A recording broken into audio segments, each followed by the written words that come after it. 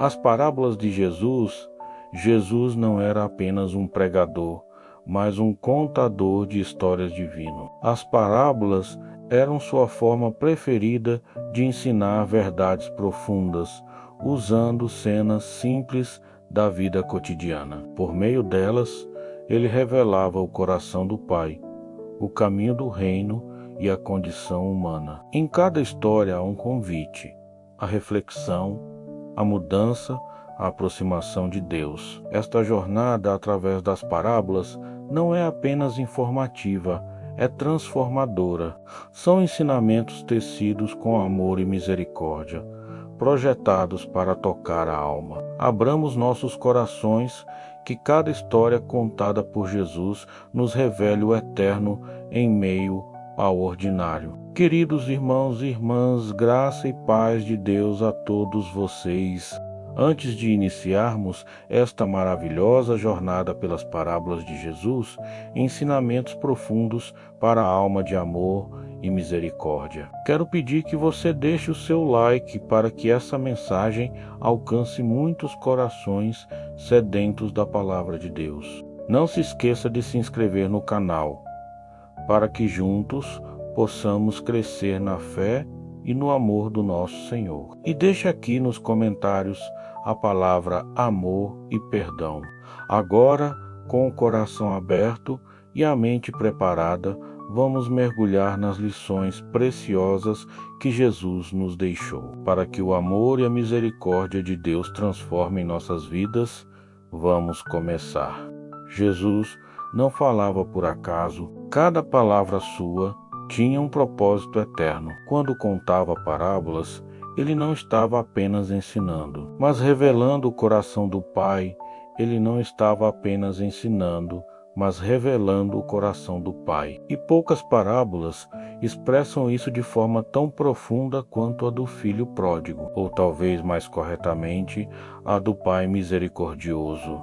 Essa história, relatada em Lucas 15, é uma das mais conhecidas, mas também uma das mais mal compreendidas. Ela não é apenas sobre rebeldia ou arrependimento, mas sobre o amor escandaloso de um pai que nunca deixa de esperar por nós. Um homem tinha 2 filhos. O mais novo, impulsivo e egoísta, pediu sua parte da herança ainda em vida. Na cultura judaica, isso era o mesmo que desejar a morte do pai, uma atitude desonrosa, ofensiva e vergonhosa, mas o pai não o repreendeu, ele simplesmente deu. Essa é a primeira revelação. Deus respeita a nossa liberdade, mesmo quando usamos essa liberdade para nos afastar dele. Ele não prende, não força, ele permite. Às vezes, é preciso nos perder para reconhecermos o quanto precisamos retornar. O filho parte, vai para uma terra distante. Distante geograficamente, sim, mas ainda mais distante espiritualmente. Ele desperdiça tudo com festas, prazeres e escolhas inconsequentes. Tudo que era valioso vira cinza. Quando a fome chega, fome literal e espiritual, ele já está sem recursos, sem amigos, sem dignidade. É nesse ponto que ele se vê no fundo do poço, cuidando de porcos, desejando comer a comida deles. Para um judeu, essa era a expressão máxima da humilhação. Ele que nasceu em uma casa de amor, agora vivia como um servo sem identidade. Mas algo extraordinário acontece. Ele cai em si. Essa é uma das frases mais poderosas do Evangelho. Ele desperta, lembra do Pai, lembra que até os servos da casa paterna vivem melhor do que ele. E então toma uma decisão: voltar, mas não voltar exigindo direitos. Ele diz: Pai, pequei contra o céu e contra ti. Já não sou digno de ser chamado teu filho. Trata-me como um dos teus empregados. Esse é o verdadeiro arrependimento. Reconhecer nossa miséria e ainda assim confiar na bondade de Deus. Enquanto ele ainda estava longe, o pai o avistou. Isso significa que o pai o esperava, talvez diariamente olhasse para o caminho, sonhando com o retorno do filho. E quando vê, não espera ele chegar. O pai corre ao seu encontro. Na cultura judaica da época, um homem idoso não corria. Era indigno, vergonhoso, mas o amor daquele pai era maior que o orgulho. Ele corre, abraça, beija. Ele não deixa o filho nem terminar o discurso de arrependimento. Ele manda trazer a melhor roupa, o anel e sandálias. Esses elementos são simbólicos. A roupa restaura a honra, o anel devolve a autoridade, as sandálias tiram a condição de escravo. E então o pai diz: este meu filho estava morto e reviveu, estava perdido e foi achado. E começa uma festa, não uma festa qualquer, mas uma celebração da graça. A graça que não exige mérito, apenas um coração disposto a voltar. A alegria do céu quando um pecador se arrepende não é racional, é festiva, intensa, extravagante, mas a parábola não termina aí. O filho mais velho que estava no campo ouve a música e pergunta o que está acontecendo. Quando descobre, fica indignado. Não quer entrar? O pai sai e o convida. Mas ele reclama: eu te sirvo há tantos anos e nunca me deste um cabrito para festejar com meus amigos. Aqui vemos o outro lado da rebeldia, a religiosidade vazia. O irmão mais velho não havia deixado a casa, mas seu coração também estava longe. Ele via o pai como um patrão, não como um pai. Seu serviço era obrigação, não relacionamento. O pai responde com doçura: filho, tu sempre estás comigo, e tudo o que é meu é teu. Mas era justo alegrar-se, porque este teu irmão estava morto e reviveu. A resposta do pai revela que o amor de Deus é inclusivo, não é um jogo de comparação. Não há escassez no reino. O perdão dado a um não diminui o valor do outro. Mas para participar da festa é preciso entrar, e isso requer graça, humildade e reconciliação. Essa parábola revela que o verdadeiro protagonista não é o filho rebelde, nem o filho religioso, mas o pai que ama incondicionalmente. Um pai que espera, que observa, que corre, que abraça, que restaura. Um pai que sai da casa 2 vezes, uma para acolher o que voltou sujo, outra para chamar o que nunca saiu, mas se perdeu por dentro. Cada um de nós se encontra nessa história. Às vezes, como o filho mais novo que erra feio, se afasta e precisa voltar. Outras vezes, como o filho mais velho que permanece no lugar certo, mas com o coração endurecido. Em ambos os casos, o chamado é o mesmo: voltar ao Pai. Voltar não por medo, mas por amor. Voltar não por mérito, mas por misericórdia. E a grande verdade é que Deus sempre está de braços abertos. Ele não exige explicações longas. Ele não joga na cara os erros. Ele corre ao nosso encontro. Essa é a misericórdia radical do reino. Esse é o escândalo da graça. E é por isso que Jesus contou essa história, para que todos soubessem que, não importa o quanto nos afastamos, sempre há um caminho de volta. E no afastamos, sempre há um caminho de volta. E no fim desse caminho, sempre há um Pai esperando, com os olhos atentos, com o coração ardente e com uma festa pronta para começar. Se o filho pródigo nos mostrou a misericórdia de um pai que corre em direção ao filho, a parábola do bom samaritano revela outro aspecto do caráter divino, a compaixão que não apenas sente, mas age. É uma história sobre amor ao próximo, sobre quem realmente entende o coração de Deus. Jesus a conta como resposta a uma pergunta aparentemente simples, feita por um doutor da lei Quem é o meu próximo? A intenção era justificar a si mesmo, restringindo o amor aos que ele considerava dignos. Mas Jesus responde com uma narrativa que desmonta qualquer desculpa e amplia os limites da misericórdia. Um homem descia de Jerusalém a Jericó, um caminho perigoso, conhecido por ser cenário de muitos assaltos. Ele foi atacado por ladrões, espancado, roubado e deixado quase morto à beira da estrada. A cena é crua, violenta, real. O homem está caído, vulnerável e não sabemos sua identidade, nacionalidade ou religião. Porque isso para Jesus não importa. O sofrimento é universal e a compaixão verdadeira não pergunta quem você é antes de estender a mão. Passa primeiro um sacerdote. Ele vê o homem, mas passa ao largo. Talvez estivesse com pressa. Talvez temesse se tornar impuro, tocando um possível cadáver. Talvez simplesmente não se importasse.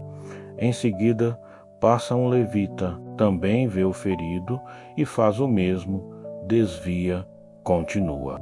Esses dois personagens representam líderes religiosos da época. Eles conheciam a lei e ensinavam sobre Deus, mas na hora da prática falharam.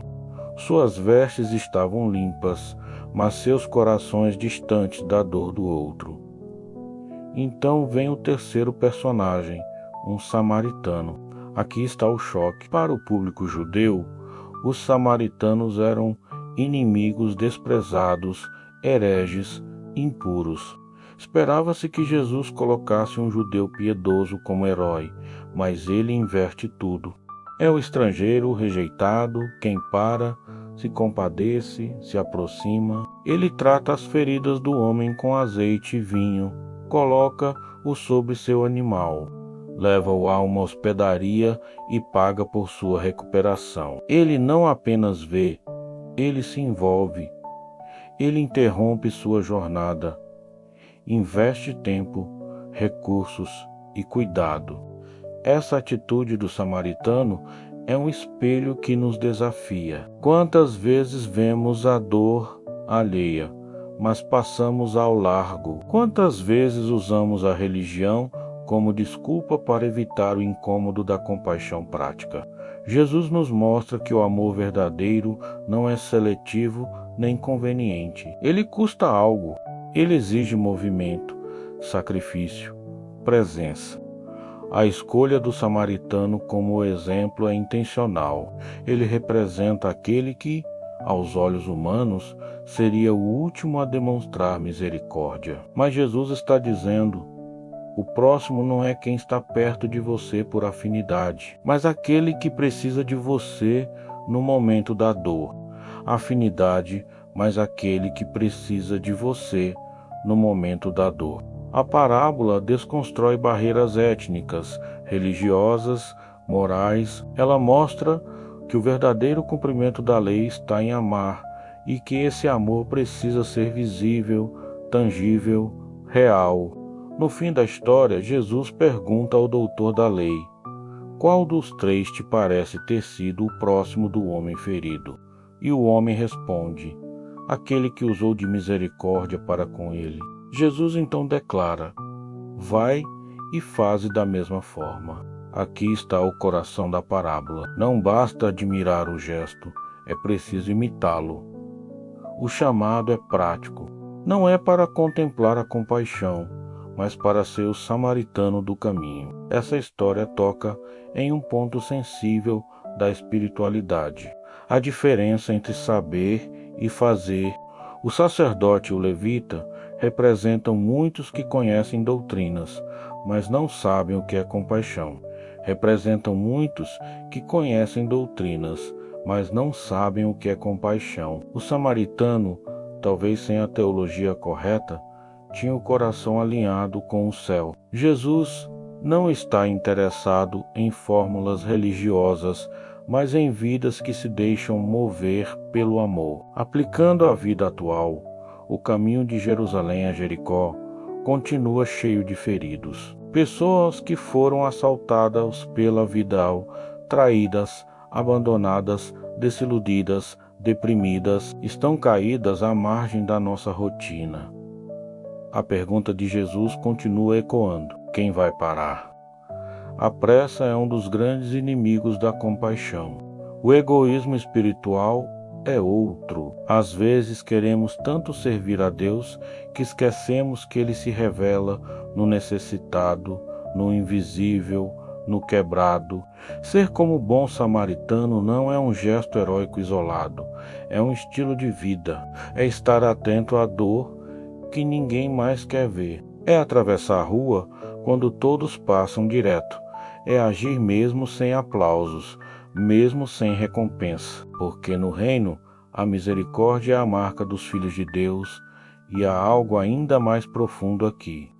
Muitos estudiosos veem nesta parábola uma representação da própria missão de Cristo. O homem ferido representa a humanidade caída. A religião não pôde salvá-la, mas Jesus, o estrangeiro rejeitado, desceu do céu, se aproximou, curou nossas feridas, carregou sobre si nossas dores e nos deu nova vida. Ele é o bom samaritano por excelência e agora convida-nos a seguir seus passos. Assim como o pai correu ao encontro do filho, o filho se ajoelha ao lado do ferido. Ambos nos mostram que o amor verdadeiro não observa a distância. Ele se aproxima, toca, cura e transforma. O reino de Deus se manifesta nas pequenas ações de misericórdia. Ele se aproxima, toca, cura e transforma. O reino de Deus se manifesta nas pequenas ações de misericórdia. Quando escutamos alguém que sofre, quando ajudamos sem esperar retorno, quando oferecemos cuidado mesmo sem ser nossa obrigação. A compaixão que Jesus ensina é radical. Ela não faz distinção. Ela atravessa o desconforto. Ela transforma a estrada de Jericó em um altar. E ao final, o convite dele continua sendo o mesmo. Vai e faz e tu mesmo.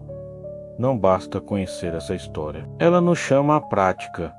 Nos chama a descer do nosso cavalo, sujar as mãos e amar com atitude. Jesus começa seu ministério de parábolas com uma das mais simbólicas e fundamentais, a do semeador. Ele se senta à beira do mar, rodeado por multidões que desejavam ouvir suas palavras. E então, com a voz calma e firme, diz: Eis que o semeador saiu a semear. A simplicidade da cena esconde uma verdade profunda. O semeador representa Deus. A palavra é a semente e os diversos tipos de solo são os corações humanos. Essa parábola não apenas fala sobre a proclamação do Evangelho, mas também nos convida a examinar o solo da nossa alma. O primeiro tipo de solo é o caminho. A semente cai ali, mas os pássaros logo a devoram. Jesus explica que este representa aqueles que ouvem a palavra, mas não a compreendem. O inimigo vem e a rouba antes que ela crie raízes. Quantas vezes a palavra entra por um ouvido e sai pelo outro? Não porque ela não seja poderosa, mas porque o coração está endurecido, distraído, pisoteado pelas preocupações e pelo orgulho. O segundo solo é o terreno pedregoso. Nele, a semente brota rapidamente, mas não tem raiz.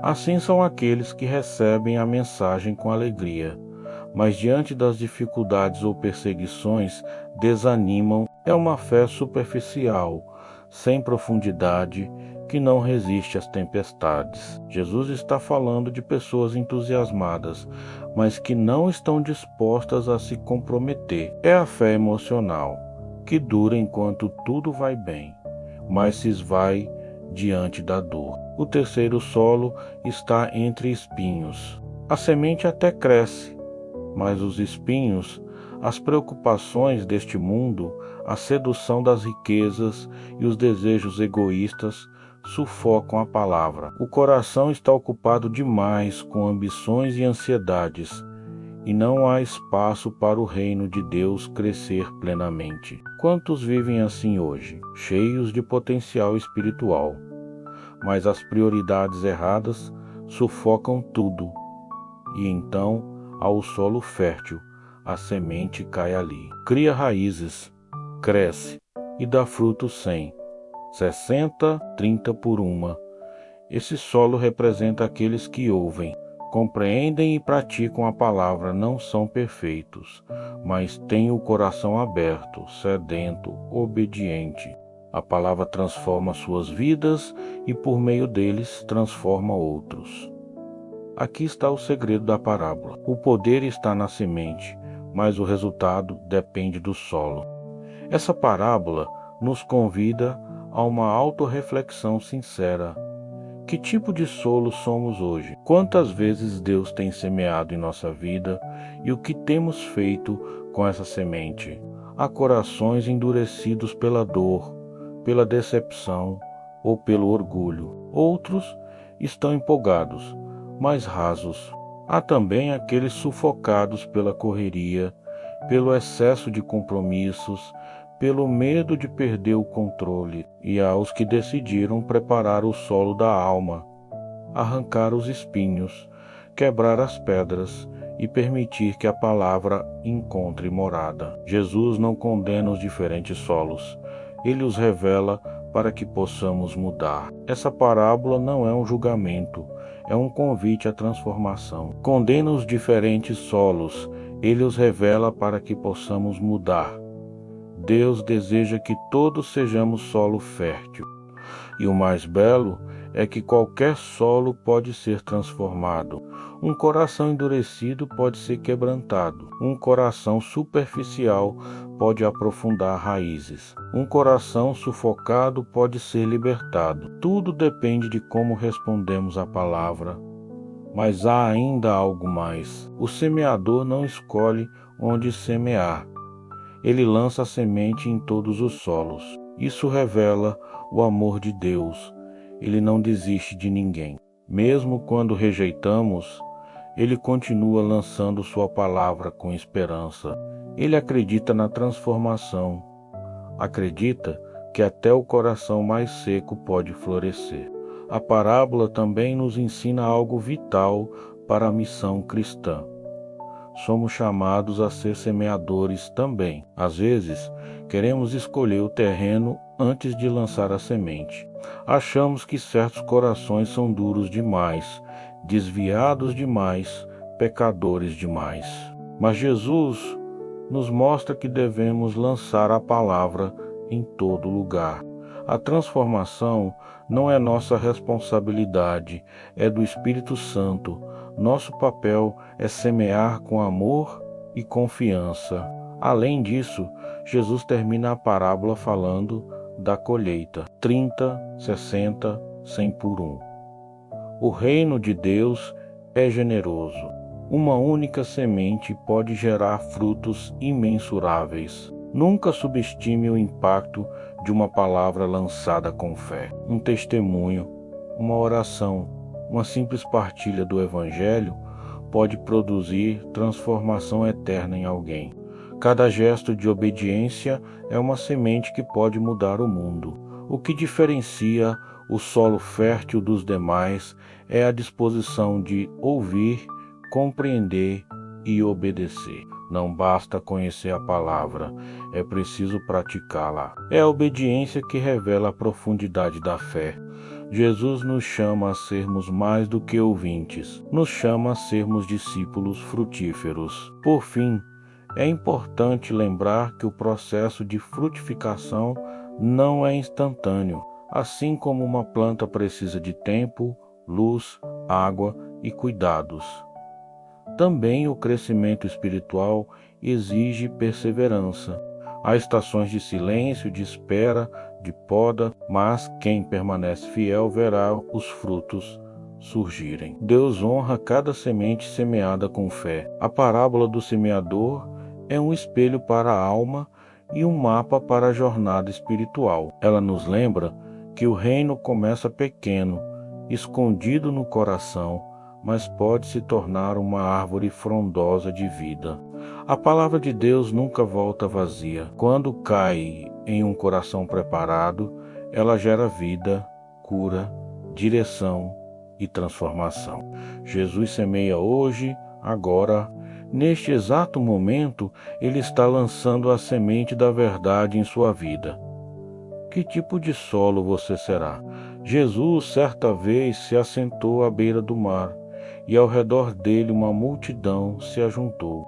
Subiu então um barco para que todos pudessem ouvi-lo. Ali, entre o barulho das águas e a expectativa do povo, ele começou a ensinar uma das parábolas mais conhecidas e profundas, a do semeador, através de uma linguagem simples, acessível até às crianças.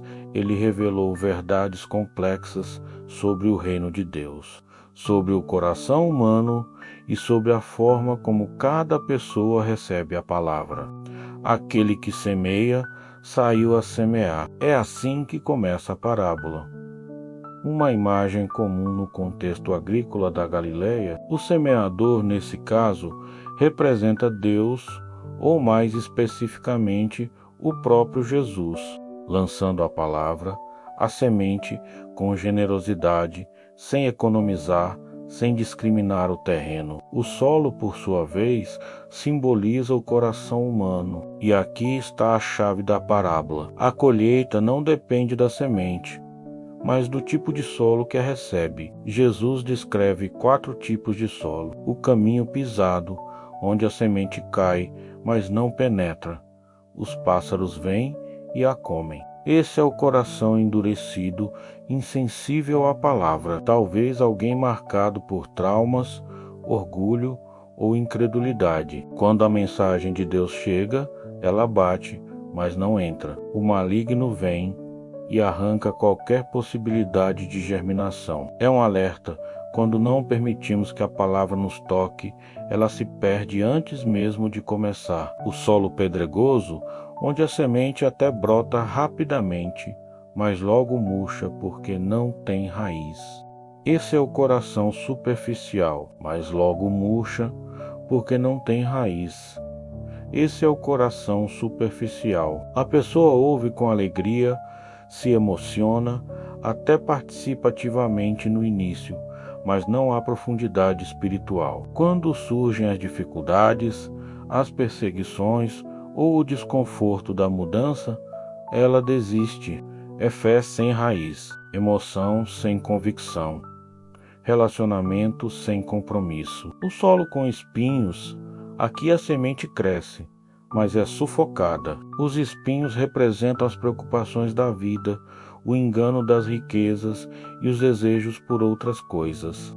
Este é, talvez, o solo mais comum na sociedade moderna. Um coração dividido. Ama a Deus, mas também ama o conforto, o sucesso, o status, o controle. O resultado é uma vida cristã infrutífera. Há crescimento, há aparência, mas não há fruto verdadeiro. A fé está viva, mas sufocada. O solo fértil, enfim, ao coração que recebe a palavra com humildade e a cultiva com fé, paciência e obediência. Esse solo produz fruto, a 30, 60 e até 100 por 1. Esse é o coração transformado, moldado, nutrido pelo Espírito Santo. Não é perfeito, mas é aberto, sensível, disponível. Aqui, o reino de Deus floresce. Essa parábola é ao mesmo tempo um diagnóstico e um convite. Jesus não a contou para que rotulássemos os outros, mas para que examinássemos a nós mesmos. Que tipo de solo sou eu? Que espaço tenho dado à palavra de Deus? Tenho me distraído com os espinhos do dia a dia? Tenho cultivado profundidade ou apenas emoção passageira? É importante notar que o semeador lança a semente de forma abundante, mesmo sabendo que nem todos os solos responderão da mesma maneira. Isso revela o caráter de Deus. Ele não desiste de nós. Ele continua semeando, insistindo, esperando, mas também aponta para a nossa responsabilidade. A frutificação não é mágica, é uma parceria entre o céu e a terra, entre a graça de Deus e a disposição do nosso coração. Do ponto de vista espiritual, essa parábola ensina que ouvir não basta. É necessário acolher, regar, proteger e perseverar. O processo é diário. O solo do coração precisa ser preparado continuamente, removendo pedras, arrancando espinhos, arando a terra da alma com oração, leitura bíblica, comunhão e arrependimento. O fruto não vem um dia, mas começa com a disposição sincera de dizer: Senhor, fala que o teu servo ouve. Em um mundo onde a palavra é muitas vezes distorcida, ignorada ou superficialmente recebida, essa parábola nos chama ao centro da vida cristã. A intimidade com Deus através da escuta ativa da sua voz. Jesus não está interessado em audiências emocionadas, mas em corações transformados. Ele não busca quantidade de ouvintes, mas qualidade de discípulos. Uma aplicação prática para essa parábola é refletir sobre como temos lidado com a palavra no cotidiano. Ao ouvir uma pregação, ao ler as Escrituras, ao receber uma orientação espiritual, reagimos com frieza, com entusiasmo superficial, permitimos que os compromissos sufocantes nos distraiam, ou acolhemos com fé e perseverança, mesmo quando é difícil. Outro ponto crucial é o tempo. Muitos desistem porque esperam frutos imediatos, mas Jesus mostra que a colheita vem no tempo certo, 30, 60, 100 por uno. Isso significa que nem todo crescimento será igual, nem toda transformação será instantânea. Deus trabalha em ritmos diferentes com cada um de nós, e o que importa é permanecer conectado à palavra, permitindo que ela haja, mesmo que o progresso pareça lento. Essa parábola nos inspira a sermos também semeadores. Assim como o Mestre, somos chamados a lançar a semente da palavra em todos os lugares, sem preconceito, sem julgamento. O nosso papel não é garantir o fruto, mas espalhar com fidelidade. Cada conversa, cada gesto, cada oração pode ser uma semente que um dia florescerá em alguém. Que possamos orar como o salmista: cria em mim, ó Deus, um coração puro. Salmo 5110. Que nosso coração seja solo fértil, pronto para acolher, proteger e multiplicar a semente do reino. Porque ao final, o verdadeiro discipulado começa com a escuta, e a escuta verdadeira gera transformação. Jesus, ao ensinar sobre o reino dos céus, recorreu frequentemente a imagens simples, mas profundamente reveladoras. Entre as parábolas mais curtas, porém mais impactantes, estão as do tesouro escondido e da pérola de grande valor. Ambas registradas no capítulo 13 do Evangelho de Mateus. Apesar de sua brevidade, essas parábolas carregam uma densidade espiritual que nos convida a refletir sobre o valor incomparável do reino de Deus e a urgência de fazer escolhas radicais em nome dele. A primeira parábola nos apresenta um homem que encontra um tesouro escondido em um campo. Ao descobri-lo, ele não hesita. Vende tudo o que possui para comprar aquele campo. A segunda, de maneira semelhante, nos conta sobre um negociante de pérolas que, ao encontrar uma pérola de altíssimo valor, também vende tudo o que tem para adquiri-la. Dois personagens diferentes, duas circunstâncias distintas, mas uma única mensagem. O reino dos céus é tão precioso que vale mais do que tudo. Essas parábolas nos confrontam com uma pergunta essencial: o que tem mais valor em nossa vida? Jesus nos mostra que, ao encontrarmos o reino, nada mais deveria competir com ele em nosso coração. O homem que encontra o tesouro não hesita. O negociante não calcula perdas. Ambos agem com convicção e alegria. Isso revela algo essencial. O reino de Deus não é apenas uma boa ideia ou um conceito religioso, mas uma realidade viva e transformadora que nos chama a priorizá-lo acima de tudo. Na parábola do tesouro, o achado parece ter sido acidental. O homem, talvez lavrando a terra ou andando pelo campo, tropeça naquele bem escondido. Já na da pérola, o mercador está buscando. Ele é alguém que procura valor, algo mais, com intenção e critério. Em ambos os casos, seja por acaso ou por busca intencional, quando o reino é revelado, a reação é a mesma: sacrifício total e alegria profunda. Isso mostra que não importa se a pessoa vem ao Evangelho por uma crise inesperada ou por uma busca existencial. O encontro verdadeiro com Deus sempre exige entrega. A alegria, inclusive, é uma marca evidente no texto. No caso do homem que encontra o tesouro, Jesus diz: "E por causa da alegria, vende tudo o que tem." Jesus diz: renúncia e dor. Sim, há perdas, mas o que se ganha é muito maior. É uma troca divina, onde o temporal dá lugar ao eterno. Essas parábolas também revelam que o reino é pessoalmente valioso. Ele não é um bem coletivo, sem impacto direto. Quando alguém verdadeiramente encontra Cristo, a vida muda. Os sonhos, os investimentos, as escolhas, tudo é reorganizado à luz do novo centro. Jesus, o tesouro e a pérola falam de uma descoberta que redefine a existência. É como se os olhos fossem abertos e, de repente, o que antes era suficiente já não satisfaz.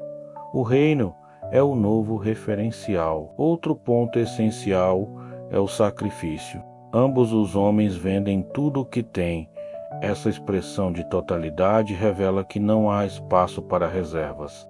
Não se trata de dar parte do que temos ou conciliar com outras prioridades. Jesus está ensinando que o reino exige tudo. Essa é uma das verdades mais desafiadoras do Evangelho. Não há verdadeiro discipulado sem renúncia. O preço pode parecer alto, mas o retorno é eterno. Contudo, é importante destacar que esses sacrifícios não são feitos com tristeza, mas com entendimento. Eles vendem tudo porque sabem o valor do que estão adquirindo. Isso nos alerta para uma realidade. Muitas vezes não valorizamos o reino porque ainda não enxergamos como um tesouro. Ainda estamos com os olhos presos nas coisas deste mundo. Quando o Espírito Santo nos abre os olhos, como fez com Paulo no caminho de Damasco, então percebemos que tudo mais é perda. Como ele mesmo declarou em Filipenses 38, considero tudo como perda, comparado com a excelência do conhecimento de Cristo Jesus, meu Senhor. Há também uma dimensão espiritual profunda nessa troca. O tesouro representa a vida em Deus, a presença divina, a salvação. O acesso ao coração do Pai não é algo material, mas eterno. Quando nos damos conta disso, percebemos que cada renúncia é, na verdade, um ganho. O mundo prega que felicidade está em acumular, mas Jesus ensina que a verdadeira alegria está em entregar, abrir mão, confiar. Essas parábolas nos desafiam a avaliar nossas prioridades, o que estamos buscando, o que valorizamos. Estaríamos dispostos a abrir mão de tudo para viver o reino? Essas não são perguntas teóricas, mas espirituais e práticas. O discípulo de Cristo precisa constantemente realinhar sua vida com esse chamado. Não há espaço para um coração dividido. O reino é tudo ou nada. Por fim, é importante lembrar que essas parábolas não falam de meritocracia espiritual. O foco não está na capacidade do homem de comprar o reino, mas na disposição de entregar tudo por ele. O reino não pode ser comprado com dinheiro ou obras. Ele é recebido pela fé, com entrega e humildade. O que Jesus mostra é que, ao compreendermos o valor do que nos é dado, responderemos com amor e dedicação total. Que cada um de nós, ao ouvir essas palavras, possa se perguntar: já encontrei esse tesouro? Já descobri essa pérola? Tenho vivido com essa alegria e esse desprendimento? Se a resposta for não, ainda há tempo. Jesus continua revelando o reino aos corações dispostos, e uma vez encontrado, nada mais será como antes. Uma vez encontrado, nada mais será como antes.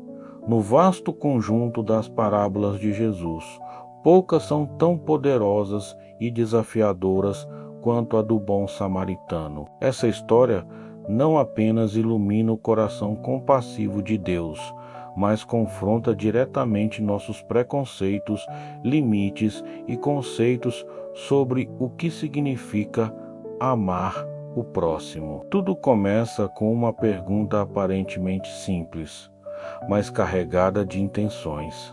Um doutor da lei pergunta a Jesus: quem é o meu próximo? O questionamento, mais do que uma busca sincera, revela a tentativa de definir os limites do amor e da misericórdia segundo regras humanas, restrições culturais e religiosas. Jesus, então, responde com uma parábola que quebra todos esses muros.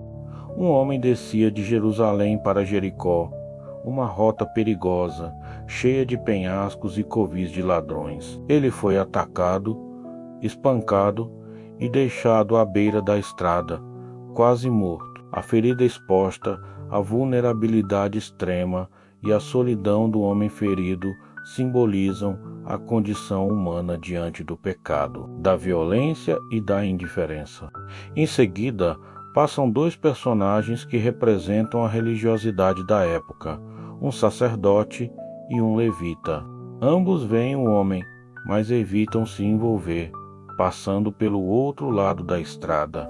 A atitude deles reflete uma fé desconectada da compaixão, onde a aparência de santidade e o medo da impureza se sobrepõem ao amor e à misericórdia. Eles sabem a lei, mas falham em vivê-la. A indiferença é tão perigosa quanto o pecado. Finalmente, aparece o terceiro personagem, o samaritano. Para os judeus, os samaritanos eram inimigos históricos, desprezados e marginalizados. A surpresa da audiência, ao ouvir que um inimigo era o verdadeiro herói, é intencional. Jesus desafia os preconceitos e mostra que a compaixão verdadeira não reconhece barreiras étnicas, religiosas ou sociais. O samaritano não apenas se compadece, mas age. Ele se aproxima do ferido, trata suas feridas com óleo e vinho, símbolos de cura e conforto, e o coloca em seu próprio animal. Ele o leva a uma hospedaria, cuida dele e promete pagar por qualquer gasto adicional. A ação do samaritano é total, sacrificial, gratuita. É o amor em ação, não apenas em palavras. Essa parábola nos confronta com um convite claro. Ser como o samaritano não basta sentir pena ou ter boas intenções.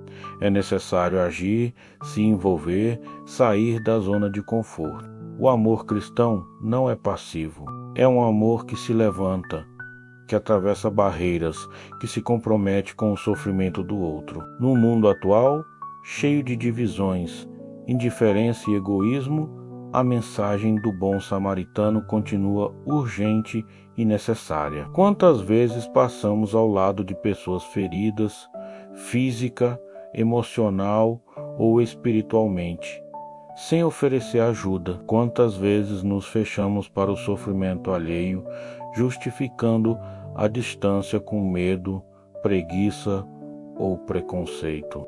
Jesus nos chama a ampliar o conceito de próximo. O próximo não é apenas quem está perto, quem é da nossa família, grupo social ou religião. O próximo é aquele que precisa, aquele que está ferido, excluído, marginalizado. O amor verdadeiro rompe fronteiras e ultrapassa todas as divisões. Além disso, essa parábola nos revela o caráter de Deus. Ele é o Deus que se inclina diante do caído, que se aproxima do ferido, que se faz próximo em sua misericórdia. Jesus não veio para condenar, mas para curar, para restaurar, para amar. O samaritano é uma imagem viva desse amor divino que age. Ao final, Jesus devolve a pergunta ao doutor da lei: quem foi o próximo daquele que caiu nas mãos dos ladrões? A resposta é clara: aquele que teve misericórdia dele. E o mestre conclui: vai e faze tu o mesmo. Essa é a missão do cristão: viver o amor em ação, ser instrumento de compaixão, luz em meio às trevas. O chamado é para cada um de nós, que possamos abrir os olhos e o coração para as feridas ao nosso redor, que não sejamos meros espectadores, mas agentes de cura, que nosso amor seja concreto, sacrificial, ativo, como o bom samaritano, que possamos nos aproximar, cuidar e restaurar. Entre as parábolas mais conhecidas e emocionantes de Jesus está a do filho pródigo, registrada em Lucas 15. Essa história revela com profundidade o amor incondicional do Pai, a esperança que nunca morre e a misericórdia que transforma vidas. Tudo começa com um homem que tinha 2 filhos. O mais jovem, impaciente e impulsivo, pede ao pai sua parte da herança, algo inédito e ofensivo à cultura judaica, pois significava desejar a morte do pai. Ainda assim, o pai concede o pedido. Essa primeira atitude mostra a liberdade que Deus nos dá. Ele respeita nossas escolhas, mesmo quando elas nos afastam. O filho parte para uma terra distante, onde desperdiça tudo com uma vida dissoluta. O que era riqueza se torna pobreza, e ele acaba sozinho, trabalhando, cuidando de porcos, a pior condição para um judeu. É o fundo do poço, o momento da grande crise, onde reconhece sua situação e decide voltar para casa, mesmo sem esperar ser recebido como filho. Ao retornar, o pai o vê de longe e corre ao seu encontro, abraçando-o com ternura e alegria. Ele não apenas o perdoa, mas o restaura completamente, vestindo-o com roupas novas, colocando um anel em seu dedo e organizando uma festa. Essa reação revela o coração de Deus. Um pai que não se cansa de esperar, que acolhe o arrependimento e que celebra o retorno do perdido. Porém, a história não termina aí. O filho mais velho, que ficou na fazenda, fica ressentido com a festa feita para o irmão rebelde.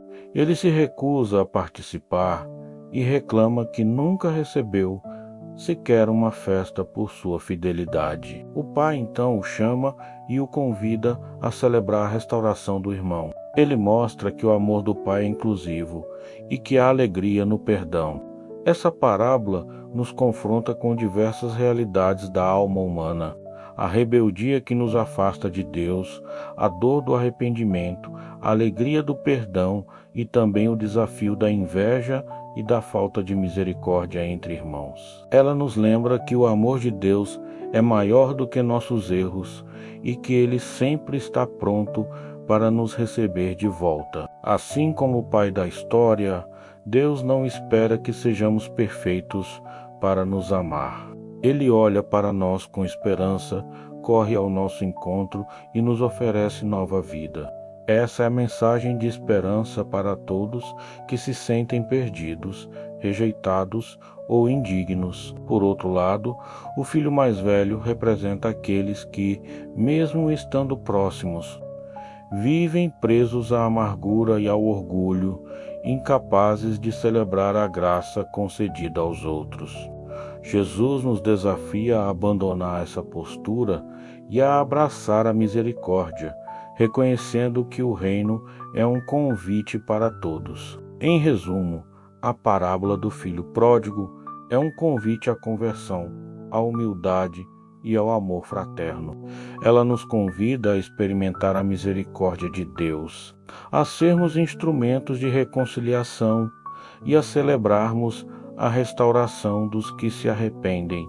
Em meio aos ensinamentos de Jesus sobre o reino dos céus, encontramos uma parábola que aborda a importância da vigilância e da preparação. A das 10 virgens, narrada em Mateus 25, esta história traz um alerta para a vida espiritual e um convite a estarmos sempre prontos para o encontro com o Senhor. Jesus conta sobre 10 virgens que saíram ao encontro do noivo, cada uma levando sua lamparina.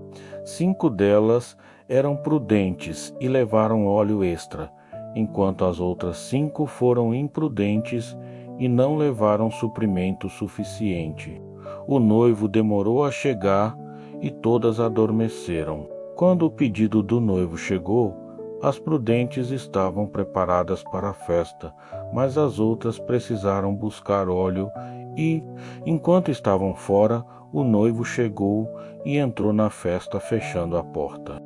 Enquanto estavam fora, o noivo chegou e entrou na festa fechando a porta. Essa parábola simboliza a vida cristã e a expectativa do encontro final com Cristo. As lamparinas representam a fé e as obras. O óleo simboliza o Espírito Santo e a graça que mantém viva essa fé. As 5 virgens prudentes representam aqueles que permanecem vigilantes, cultivando sua espiritualidade e se preparando continuamente. As imprudentes, por outro lado, refletem aqueles que vivem de forma superficial, confiando na fé inicial, mas negligenciando o cuidado espiritual diário. O fechamento da porta é um dos aspectos mais impactantes da parábola. Ele mostra que a oportunidade de entrar no reino não será eterna. Há um momento decisivo, um chamado final, e aqueles que não estiverem preparados podem ficar excluídos. Essa imagem ressalta a urgência da conversão e da perseverança na caminhada cristã. Essa história não quer causar medo, mas sim incentivar a responsabilidade espiritual. Jesus nos alerta para que não vivamos como se tivéssemos tempo ilimitado para nos preparar. A vida é breve e o encontro com Deus pode acontecer a qualquer momento. Por isso, a vigilância e a preparação são atitudes indispensáveis para quem deseja entrar no reino dos céus. A parábola também destaca a importância da perseverança. Não basta apenas começar bem. É necessário manter a chama da fé acesa até o fim. Isso implica em oração constante, leitura da palavra, participação na comunidade e prática do amor ao próximo. O óleo extra representa essa busca contínua pela presença e poder do Espírito Santo, que nos fortalece para enfrentar as dificuldades e nos guia na jornada. Além disso, a parábola traz um convite à humildade. As virgens imprudentes precisam reconhecer sua falta e buscar ajuda, mas na história, essa oportunidade não lhes é dada a tempo. Isso nos lembra que a preparação espiritual não pode ser adiada. É preciso estar atento ao chamado de Deus e responder com prontidão. No contexto atual, onde muitas vezes vivemos distraídos, ocupados com as pressões do dia a dia, essa parábola é um chamado para reavaliarmos nossas prioridades. Será que estamos realmente cultivando nossa fé com diligência? Estamos mantendo a chama acesa? Ou deixamos que o cansaço e as preocupações apaguem nossa esperança? Jesus Por meio dessa parábola, enfatiza que o reino dos céus é para aqueles que estão atentos, preparados e dispostos a viver em comunhão com Ele diariamente. A fé não é uma herança garantida, mas um caminho que exige vigilância e entrega contínua. A parábola das 10 virgens nos lembra que o encontro com o noivo, simbolizando Cristo, é o momento mais importante da nossa existência. Estar preparado para esse encontro significa viver com autenticidade, amor e santidade. É manter o coração aberto e a esperança viva, prontos para receber o Rei a qualquer instante. Entre as parábolas que Jesus usou para revelar o reino dos céus, uma das mais breves e simbólicas é a do grão de mostarda. Ela traz uma mensagem profunda sobre como algo pequeno pode crescer e se tornar grandioso, revelando o poder transformador da fé e da palavra de Deus. Jesus compara o reino dos céus a um grão de mostarda, a menor de todas as sementes, que quando plantada cresce e se torna uma árvore grande o suficiente para que as aves façam seus ninhos em seus ramos. Essa imagem simples esconde uma verdade poderosa. O reino pode começar pequeno, quase despercebido, mas seu crescimento é inevitável e expansivo. No contexto da época, o grão de mostarda era conhecido por seu tamanho diminuto, mas também por sua capacidade de crescer rapidamente e formar uma planta robusta. Jesus usa essa realidade agrícola para ilustrar como o reino de Deus age no mundo e no coração das pessoas. O que começa com uma simples semente de fé, uma pequena decisão de seguir a Deus, pode se tornar uma força transformadora, capaz de abrigar e proteger muitos. Essa parábola é um convite à esperança e à paciência. Muitas vezes podemos nos sentir desanimados porque os resultados de nossa fé parecem pequenos ou insignificantes. Podemos olhar para nossa caminhada e ver apenas um grão, uma semente minúscula, mas Jesus nos assegura que essa semente, se cultivada com cuidado e confiança, crescerá e frutificará de maneiras que não podemos imaginar. Além disso, o crescimento da semente representa o processo natural e divino da expansão do reino. Ele não acontece de forma forçada ou imediata, mas de maneira gradual e orgânica. O Espírito Santo age silenciosamente nos corações, nas famílias, nas comunidades, transformando vidas e estabelecendo o reino de Deus em diferentes lugares. Essa parábola também nos lembra que o reino não se manifesta necessariamente em grandes eventos visíveis. Muitas vezes ele cresce nos pequenos gestos, nas decisões diárias de amor, perdão e serviço. Cada ato de bondade, cada palavra de fé, cada oração sincera é uma semente lançada que contribuirá para o crescimento do reino. Do ponto de vista pessoal, o grão de mostarda nos desafia a valorizar os pequenos começos. Muitas vezes queremos ver grandes resultados imediatos, mas a fé verdadeira se constrói dia após dia, no silêncio, na perseverança. Assim como o grão precisa ser plantado, regado e cuidado, nossa vida espiritual requer disciplina, oração e obediência. Outra lição importante dessa parábola é que o reino de Deus é inclusivo e abrigador. A árvore que cresce oferece abrigo para as aves, simbolizando a proteção e a acolhida que o reino proporciona a todos que nele se refugiam. É um convite para que façamos parte dessa família divina, encontrando segurança e paz em Deus. Em meio a um mundo cheio de incertezas e mudanças rápidas, a parábola do grão de mostarda nos assegura que Deus está no controle, conduzindo o crescimento do seu reino de forma segura e eficaz. Não precisamos temer o pequeno começo. Pelo contrário, devemos confiar que Deus pode usar o que é mínimo para realizar o extraordinário.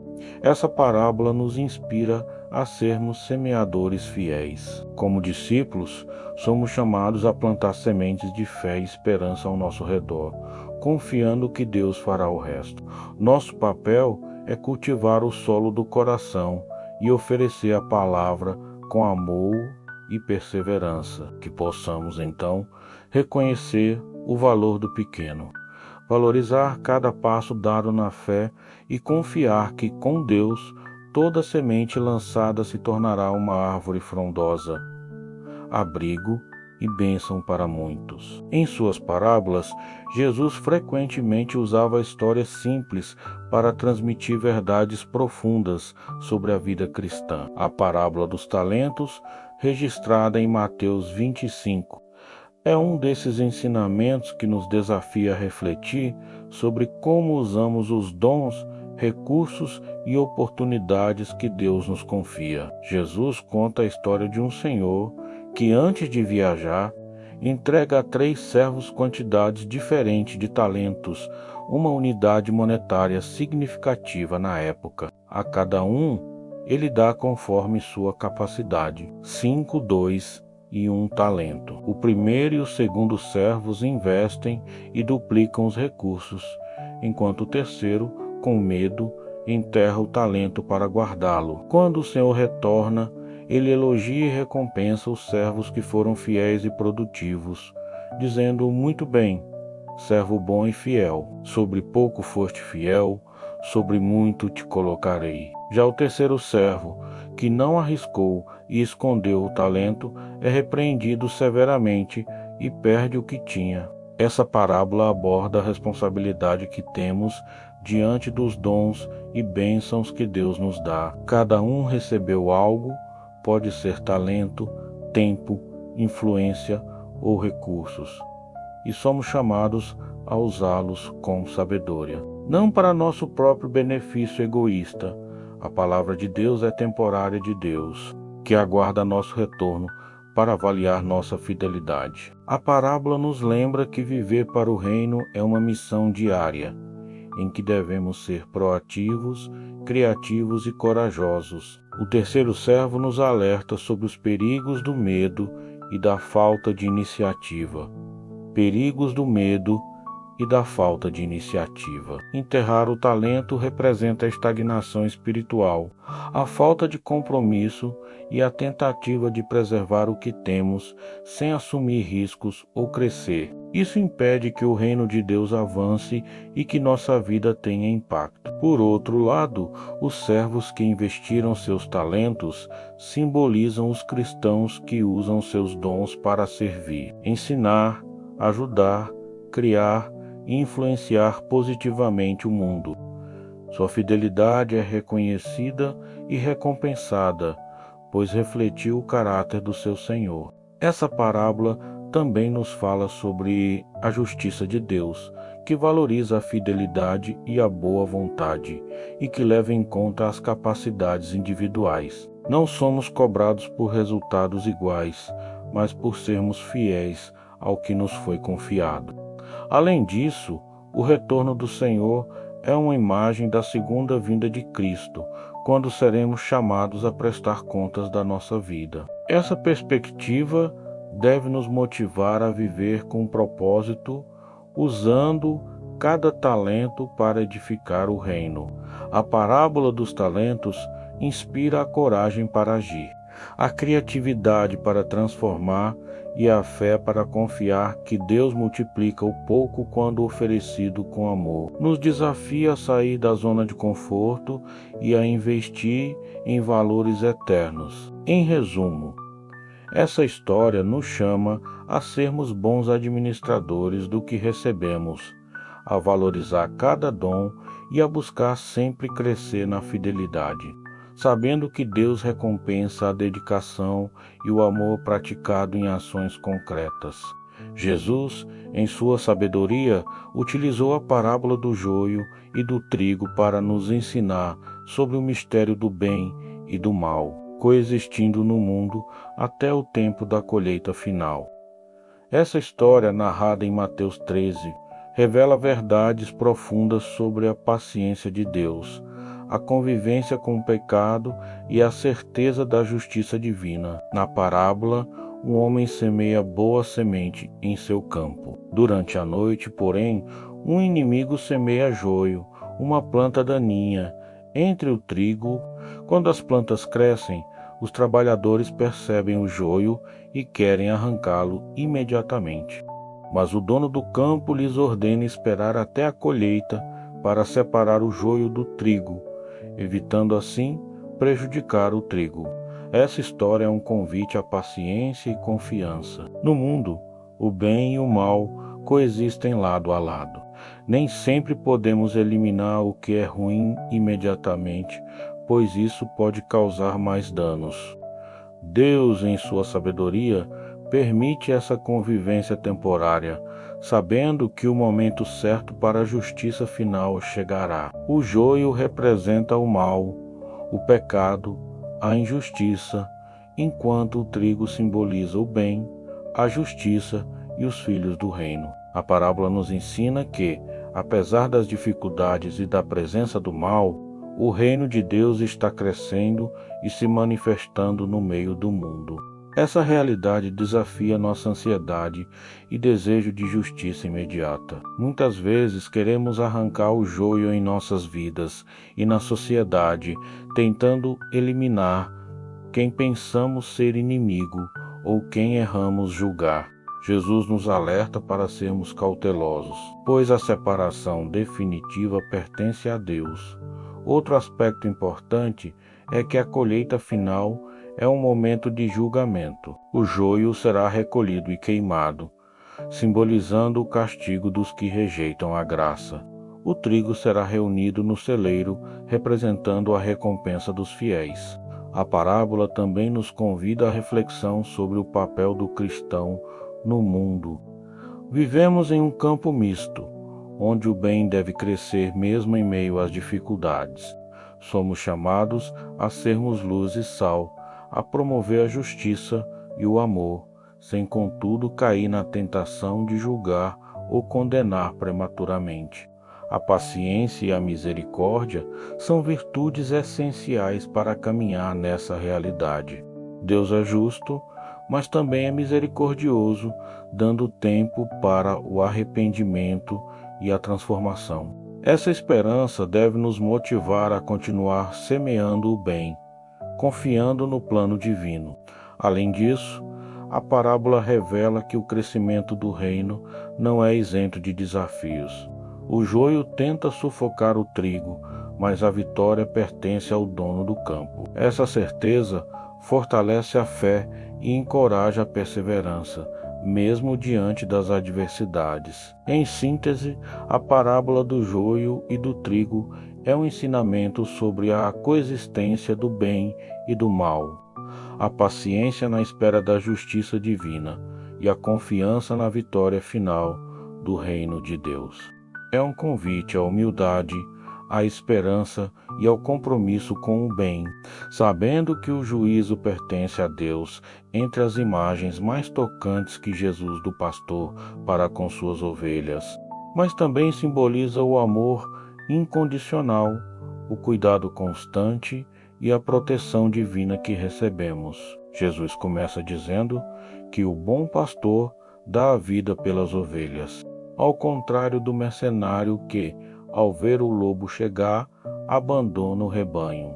Essa diferença mostra o compromisso total e o sacrifício do pastor, que não mede esforços para proteger e cuidar de cada uma das ovelhas, mesmo correndo riscos. As ovelhas, por sua vez, reconhecem a voz do pastor e o seguem. Essa intimidade é fundamental. Conhecer a voz de Jesus significa discernir sua orientação, confiar em seu cuidado e seguir seus ensinamentos. O pastor conhece cada ovelha pelo nome, mostrando um amor pessoal e exclusivo que ultrapassa a multidão e alcança cada indivíduo. Essa parábola é um convite à confiança plena em Deus, que é o nosso guia e protetor. Mesmo quando enfrentamos perigos, tribulações ou perdas, podemos descansar na certeza de que o bom pastor está conosco, conduzindo-nos para pastos verdes e águas tranquilas. Além disso, a parábola revela a missão redentora de Jesus, que veio para buscar as ovelhas perdidas, para restaurar aquelas que se afastaram e para dar vida em abundância. Ele não se contenta com o rebanho inteiro e saudável apenas. Seu amor alcança os marginalizados, os perdidos e os feridos. Essa história também nos convida a refletir sobre nosso papel como seguidores do bom pastor. Somos chamados a ouvir sua voz, a permanecer no seu cuidado e a confiar em sua liderança, mesmo quando o caminho é incerto ou difícil. A intimidade com Jesus é a fonte de segurança e força para a nossa caminhada. Outro ponto essencial é que o bom pastor não trata as ovelhas como meros números, mas com amor pessoal e único. Isso nos lembra que Deus nos conhece profundamente, nossas dores, alegrias, necessidades e sonhos. Não estamos sozinhos, somos cuidados com atenção e carinho. A parábola também simboliza o caráter sacrificial de Cristo, que entrega sua vida pela salvação de todos. Esse amor incondicional é um modelo para nosso relacionamento com os outros. Amar, proteger e servir sem esperar algo em troca.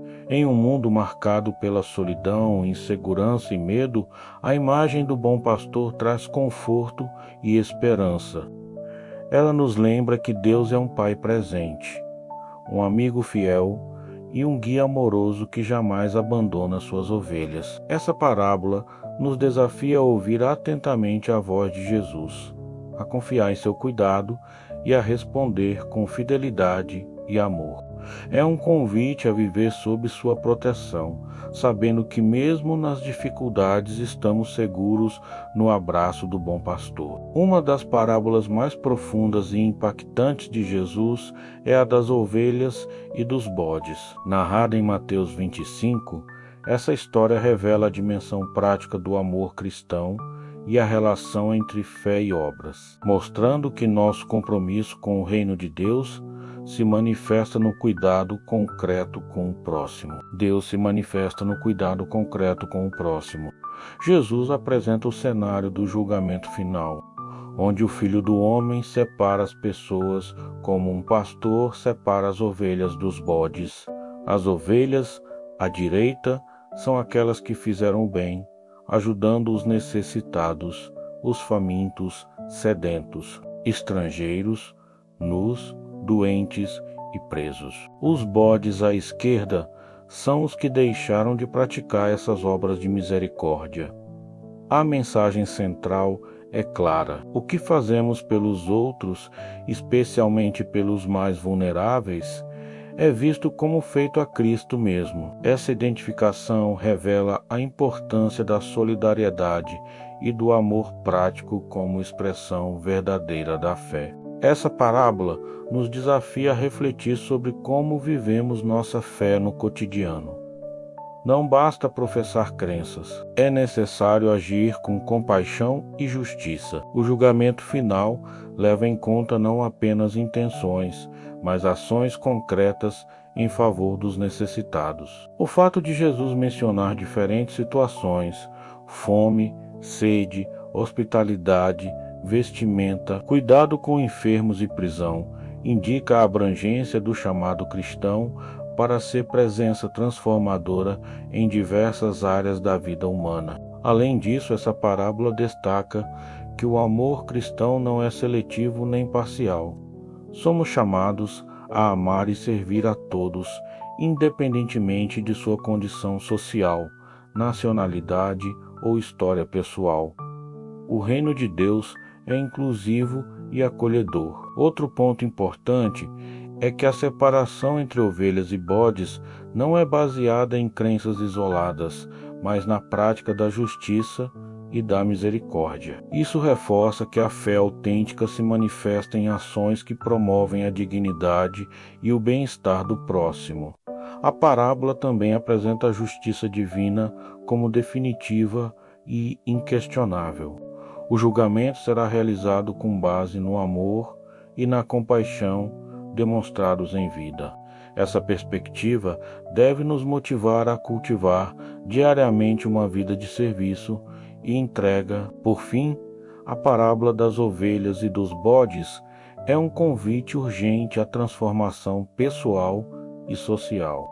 É um chamado para que nossas vidas sejam testemunhos vivos do amor de Deus, manifestados por meio de atitudes concretas de cuidado, solidariedade e justiça. Entre as parábolas mais emblemáticas de Jesus, a do semeador, registrada nos evangelhos sinóticos, é uma das que mais revela a diversidade da resposta humana à palavra de Deus. Esta história simples traz ensinamentos profundos sobre como o coração humano recebe e reage à mensagem do reino. Jesus conta que um semeador saiu a lançar sementes. Algumas caíram à beira do caminho, onde foram comidas pelas aves. Outras caíram em solo pedregoso, onde não criaram raiz e secaram. Outras em meio aos espinhos, que a sufocaram, e outras em boa terra, onde deram fruto abundante. Cada tipo de solo representa uma condição do coração humano diante da palavra de Deus. A semente na beira do caminho simboliza aqueles que ouvem a mensagem, mas o maligno rapidamente a arrebata, impedindo que ela crie efeito. O solo pedregoso são os que recebem a palavra com alegria, mas não têm raiz e, diante da dificuldade, se afastam. O solo cheio de espinhos indica aqueles cujas preocupações mundanas, riquezas e prazeres sufocam a fé, impedindo seu crescimento. As riquezas e prazeres sufocam a fé, impedindo seu crescimento. Por fim, o solo bom representa os corações abertos, receptivos e preparados, que recebem a palavra, perseveram e produzem frutos. Essa parábola nos convida a refletir sobre nossa própria receptividade à mensagem divina. Somos corações férteis que recebem e cultivam a fé, ou estamos impedidos por distrações, superficialidades e dificuldades? Jesus enfatiza que não basta apenas ouvir a palavra.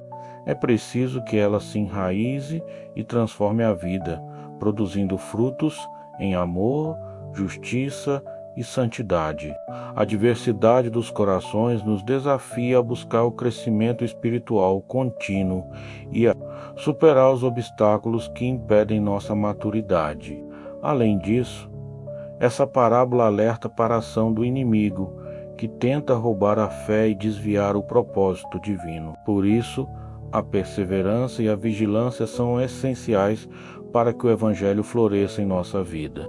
Em resumo, o semeador nos convida a preparar nosso coração para ser terra boa, acolhendo a palavra com fé, esperança e amor, para que possamos frutificar abundantemente no reino de Deus. Para que possamos frutificar abundantemente no reino de Deus.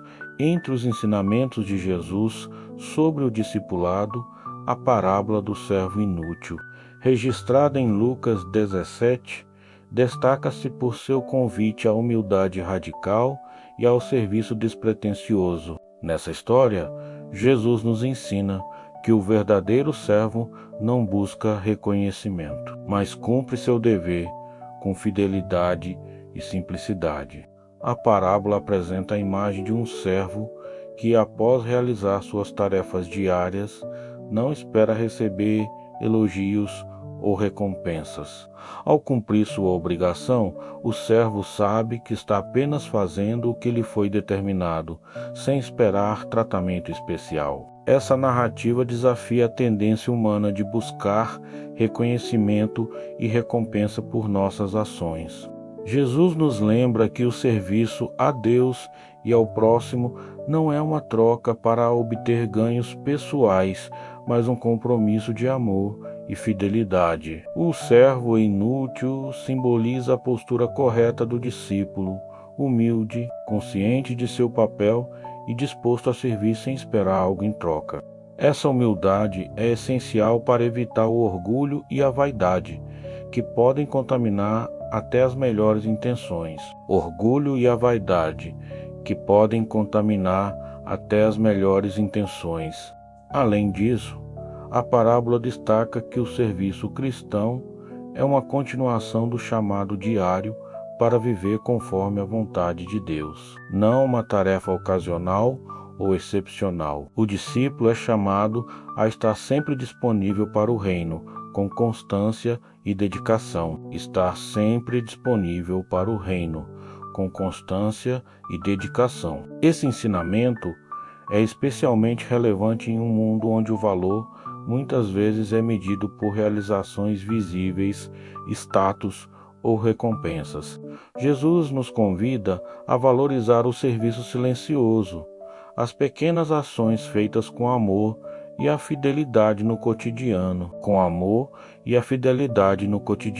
Por fim, a parábola do servo inútil nos lembra que a verdadeira grandeza no reino de Deus está na humildade e no serviço fiel. Que possamos aprender a servir, sem buscar louvor, confiando que Deus vê e recompensa o coração dedicado. Entre os ensinamentos mais profundos de Jesus, encontramos a parábola da videira e dos ramos, registrada no Evangelho de João, capítulo 15. Essa imagem revela a importância da comunhão íntima com Cristo para uma vida frutífera e significativa no reino de Deus.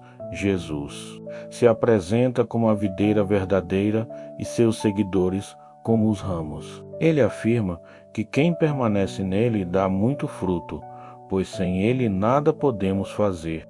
Essa metáfora expressa a necessidade absoluta de conexão constante com Cristo para que nossa vida espiritual floresça. A videira é símbolo de vitalidade, crescimento e produtividade. Os ramos, quando ligados à videira, recebem a seiva que sustenta e alimenta.